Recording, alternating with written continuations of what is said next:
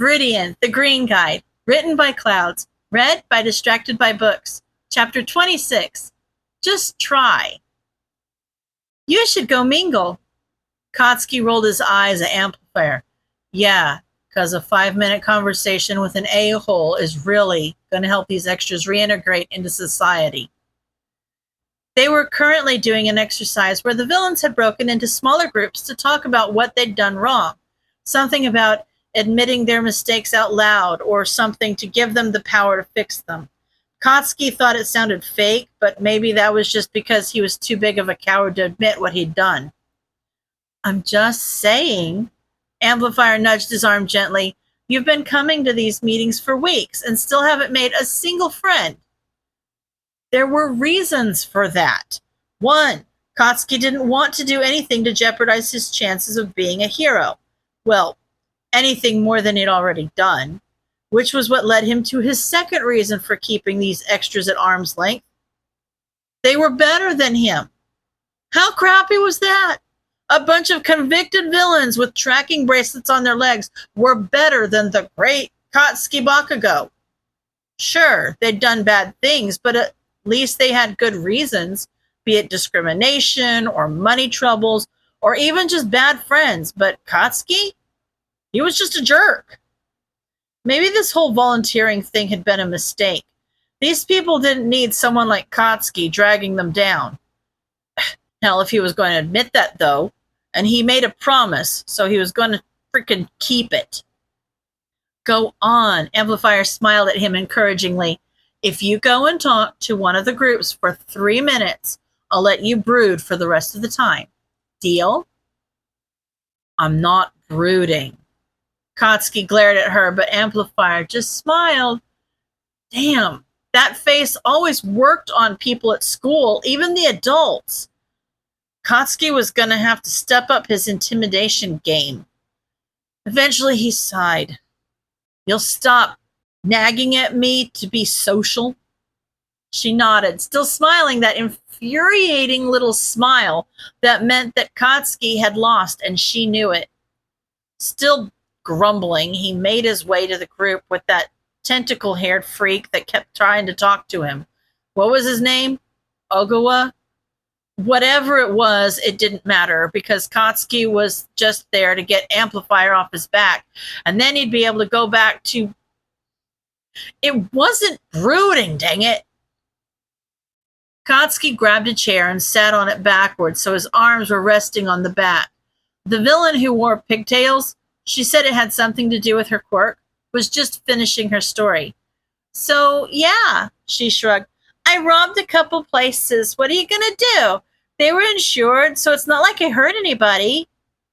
Kotsky scowled. Yet another way he was even worse than these scum. Even when committing crimes, they didn't hurt people. Whereas Kotsky had spent 10 years hurting people for fun. He sucked. I don't think that's really the point, Ogawa said. Just because no one ended up hurt in the end doesn't mean that stealing was the right thing to do. Maybe it has more to do with what effect our actions have on us, you know? Like, what kind of person are we becoming? Kotsky couldn't help scoffing. Never took you for the sentimental type. Ogawa grinned. Haven't spoken to me enough to really make a judgment, have you? Whatever. Kotsky huffed. So what about you? What kind of person did your actions make the great tentacle-haired extra? The other villains in the circle laughed at the nickname, but Ogawa simply frowned and thought about the question for a minute. I think it made me lost. My crimes were never very big. Like, I never committed any felonies or anything. But, I don't know. I was just obsessed with the thrill more than anything. I think my mistakes made me selfish. And what's wrong with being a little selfish sometimes? The Frankenstein-looking villain asked. Kotsky really needed to learn these people's names, or at least come up with better nicknames for them. Nothing wrong with it, Ogawa said quickly. It's just not who I want to be, you know? I don't want to be the kind of guy that only thinks of myself. What about you, Bakugo? Pigtailed Brat asked. You ever make a mistake? Too many to count, Kotsky thought as he glared at her.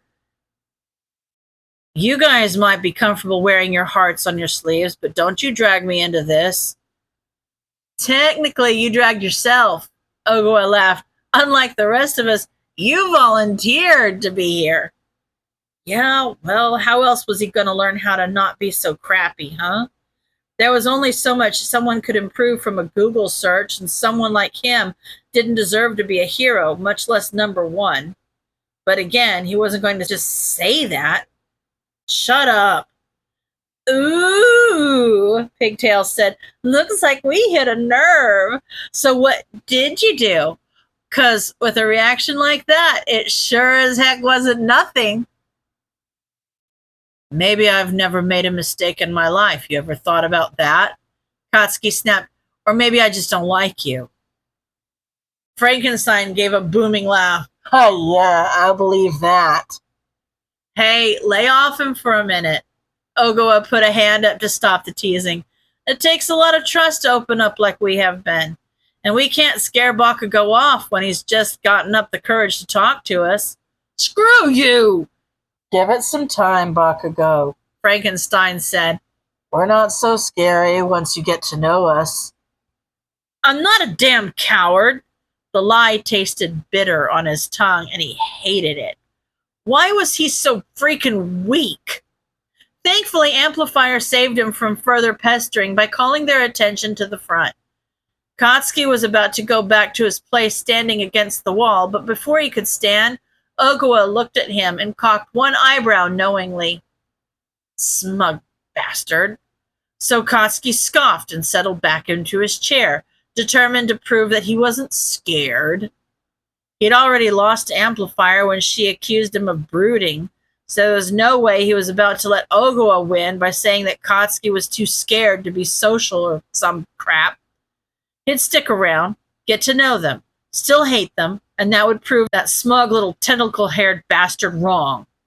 Kotsky already had hated himself, so it's not like he had any pride left to lose anyway. Izuku picked at his dinner, not feeling hungry despite how good the food looked. Mom had somehow picked up on his mood and come home a little early to make him katsudan, which only succeeded in making him feel even worse. First, he'd gone out with a broken arm. Then he'd gotten in a fight with Eraserhead. And then he couldn't even hide his guilt enough to keep his mom from worrying. He was the worst. I think I'm going to save this for later, Izuku said finally. I'm not really hungry right now. Mom frowned at him, but nodded. Is everything all right, baby? There's not any problems with your new school, is there? No, school's great. I don't think I've ever enjoyed school more, Izuku said frantically. I'm glad. Mom gave a small, genuine smile. But you don't have to hide things from me, baby. I know you hid the bullying because you didn't want to worry me, but I want to know what's going on in your life. I'm strong. I can take it. Mom laughed as Mom flexed like All Might, pushing up the flab on her arms so it looked like muscles. After a moment, Mom couldn't keep a straight face and started laughing too. It was moments like this that were almost worth living for. Almost. Izuku bit his lip. He couldn't tell Mom about the whole thing with Eraserhead, because that would mean telling her about the vigilantism, which she didn't deserve no matter how strong she was. But maybe he could hint at some of it? Well, there's this guy who I run into online sometimes. Well, online was pushing it, but he did talk to him through the computer whenever he hacked into the hero comms. We run in a lot of the same circles. A boy? Mom teased. Should I be worried about someone stealing my baby's heart? Izuku blushed and grimaced. Ew, no, it's not like that at all. He's like a grumpy old uncle or something like that. Gross, no. Mom chuckled. All right. Still, you need to be careful about people you meet online, even if romance isn't involved. I don't want some creep showing up at our house all of a sudden. Don't worry. I'm very careful with my identity. Izuku smiled briefly at his inside joke before letting his face fall as he continued. but we kind of sort of got in a fight, and now I'm scared that he's disappointed in me. Mom sat down next to him and started rubbing circles on his back. What makes you think that? He thinks I should be worried about having friends, Izuku muttered. But I don't have any friends to be worried about. Mom's eyes started shining like she was about to cry. Oh, baby. And it's fine, Izuku said quickly. I mean, I haven't had friends in years, and online school is great. And like I said, I run in the same circles as this guy, and they don't seem to hate me yet, which is better than I usually get. But I still can't help feeling like I've disappointed him because maybe I just haven't been trying hard enough. Mom was silent for a moment, still rubbing his back. Well, you don't have to do anything, but if you wanted to go out and try and make a friend, then I'd support you. If it works, then problem solved. And if they're a jerk, well, then at least you can tell this guy you tried, right? I guess that could work, Izuku said slowly. But who would I even... Izuku paused. He didn't know a lot of people outside his middle school, and anyone from there wasn't going to work for this experiment. Who else did he...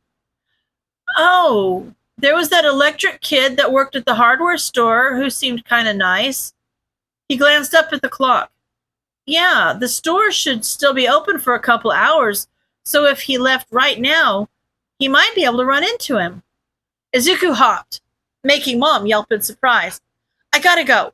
I'll text you if things work out. Mom blinked a few times, then smiled. All right. Just don't get home too late. I don't want you walking around in the dark. Good luck, baby.